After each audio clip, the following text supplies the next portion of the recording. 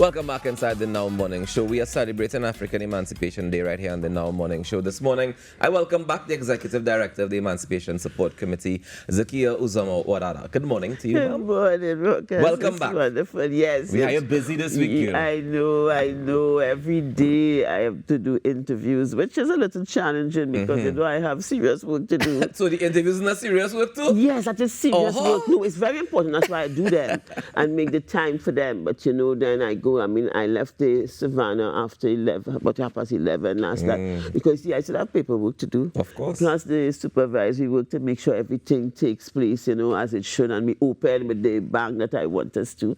But, you know, and I think people may take for granted the amount of work it goes into to celebrate Emancipation Day. Because some people just say, put on the African gear and they come out and they celebrate. But there's lots of work that's happening behind the scenes to make sure the celebrations are fantastic. Yes, indeed. Tell me, why is it so important to you to get this right? Because it represents us.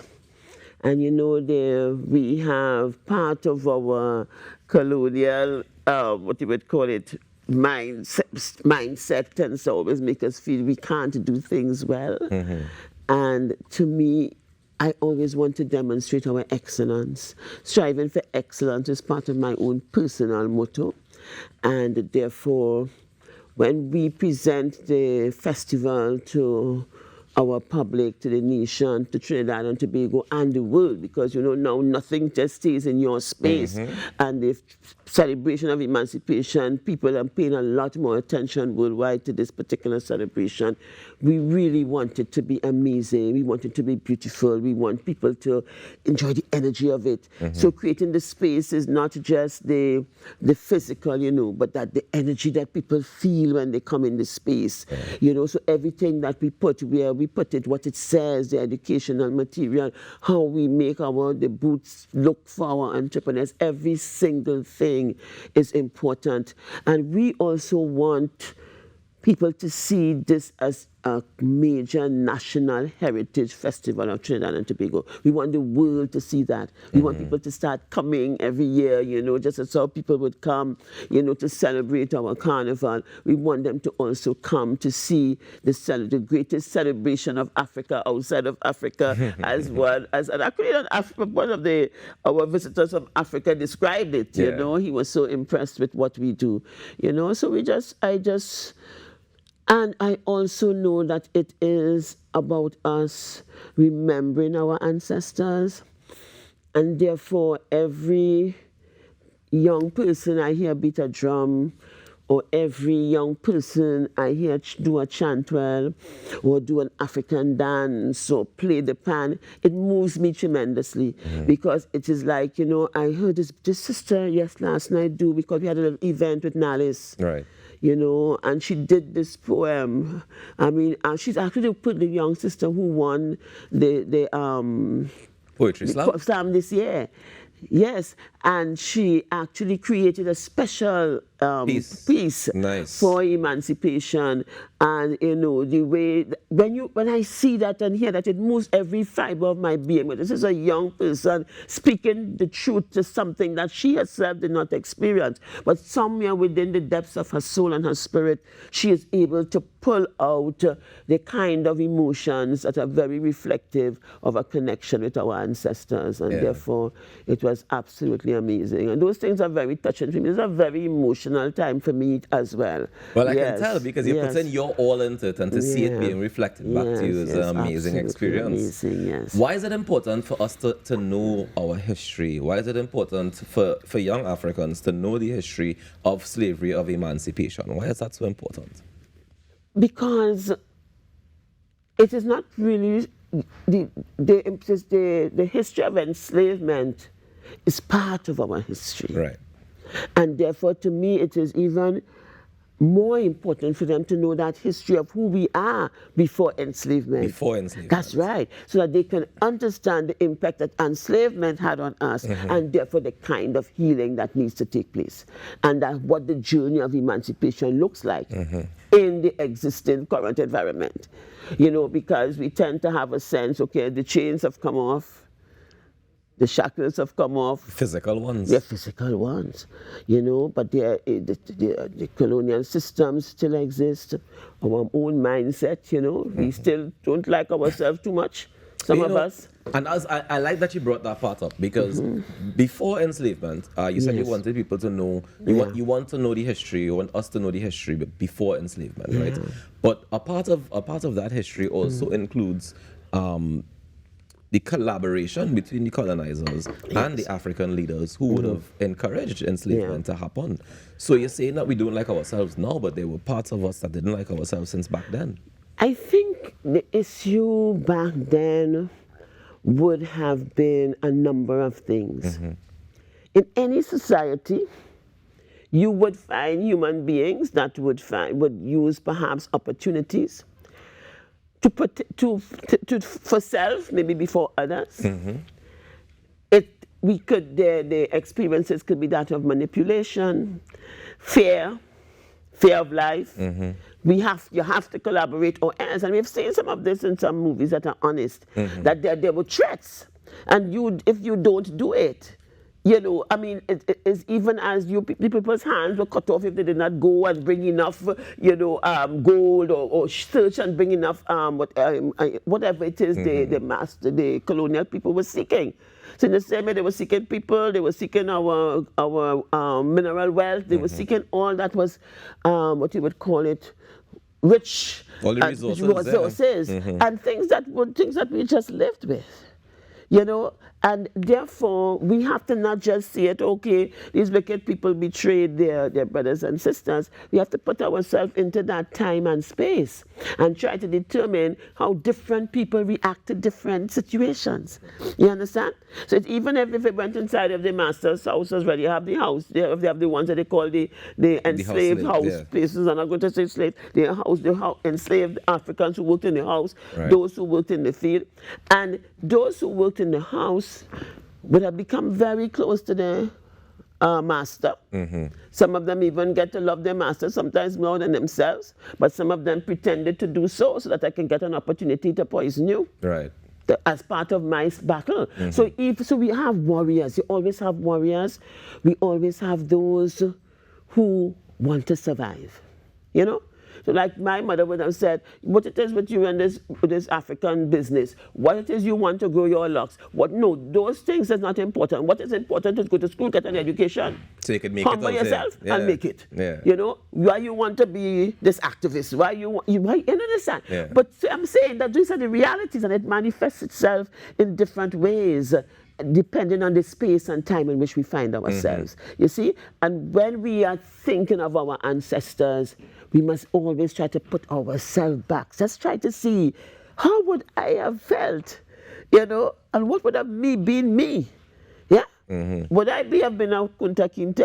Or strong enough to be. Yes, or strong enough to be. But here's the interesting part about it for me, right? Is the fact that we are sitting here today having this conversation means that our ancestors would have been strong enough to survive. That's right.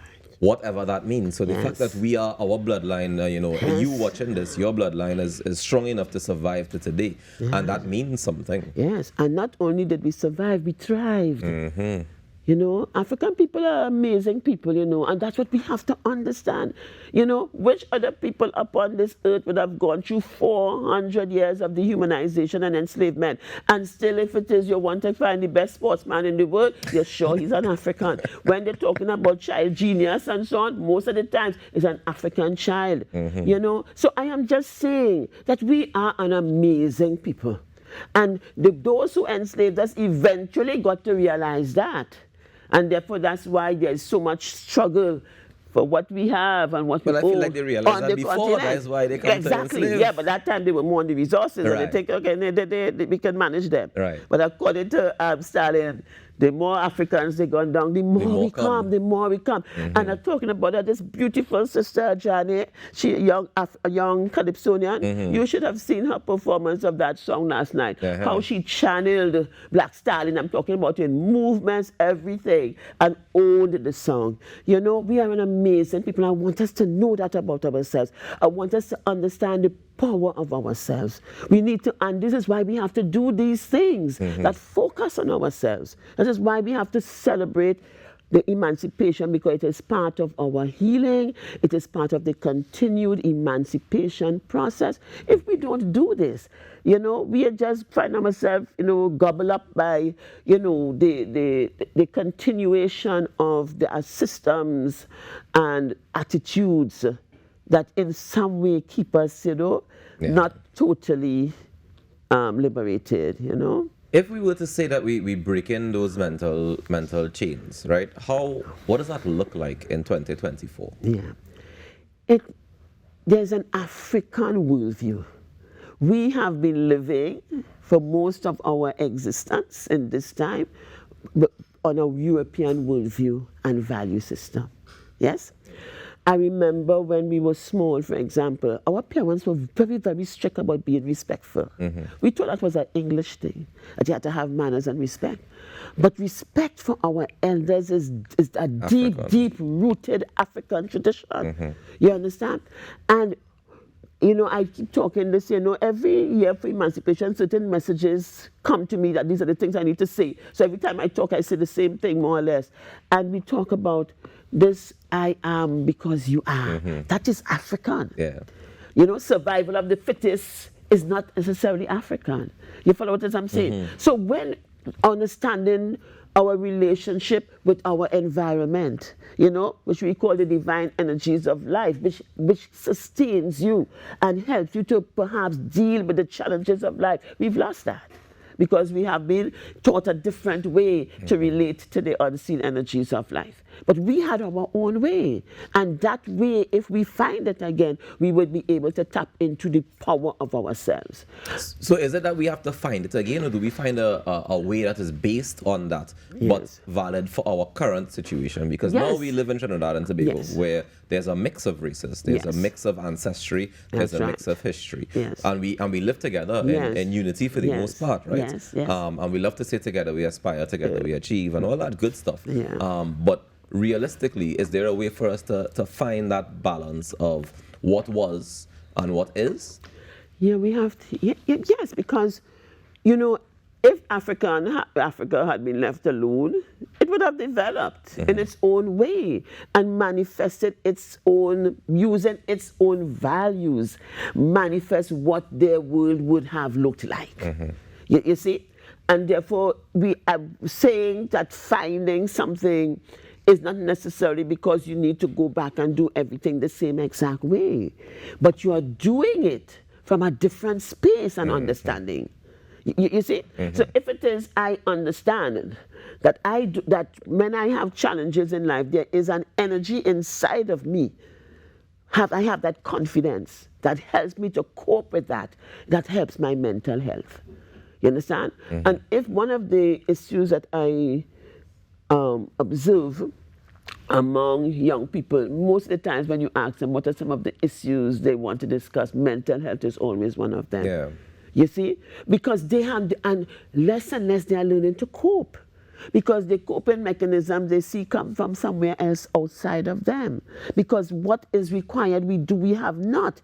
When you grow up and you went because I went to Catholic school. Right. I was born Catholic. Right? You learn to say your prayers, do your catechism, follow all the rules, and so on. What you are not taught is that there is the divine energy that lies within you. You can connect with that, and you can, and that of our ancestors. Because within Africa, the African tradition is about yesterday, today, and tomorrow.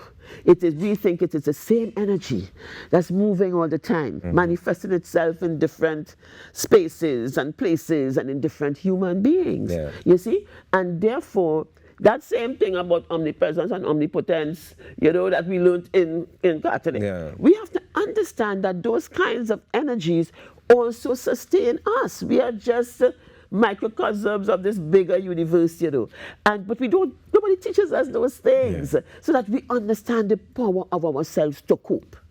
And therefore we go within that self in order to face the challenges that life puts before us. And if we don't know how to cope, then we succumb. And then we have the expressions of that frustration and, lack of capacity and don't know how to do it. And more and more with our young people, we are seeing the decreased capacity to cope. If you went back and think about your mother and your grandmother, well, the fact that, like I said, like that we here today means that they were able to cope and make it through to this far, at least. So it's our job to carry it on now. At that time, I didn't have no car. I had to walk from town to Rema. In some cases. And you know what I remember telling some of my students? Those are the things that build character. Because while you're walking from town to Arima, one, you have to use all your senses. You have to first, you have to know where you're going. You have to know where to pass. Because it's you taking yourself. Yeah. You understand? You have to pay attention to what's happening around you. But when you zip, 2 minutes to reach, you miss so many things, you know. And the pace, you know, I was having a discussion with a young person, and he keeps saying that, you know, this new universe that we're trying to create and say make ourselves become more like computers. I said, hold up, you've made computers like us. Yeah. And you're trying to create these computers so that they can eventually take control. And then what are we going to be doing?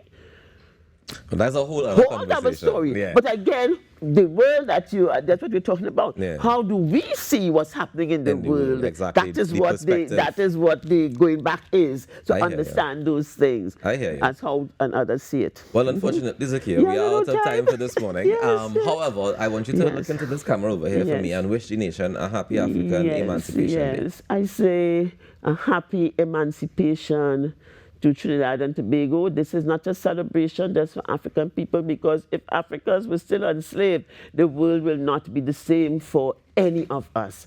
And therefore, one of the greatest things that have happened upon this earth in our history is the liberation of Africans from enslavement. And therefore, we wish all of you a happy emancipation. There are things to celebrate, even as we strengthen ourselves to deal with the challenges that we are facing. Thank you so much, Zakiya. Yes, enjoy the rest of your day and a happy Emancipation Day to you. Thank you, Marcus. Thank you so much. We'll take a quick break and come back with more right here on the Now Morning Show. Stay tuned.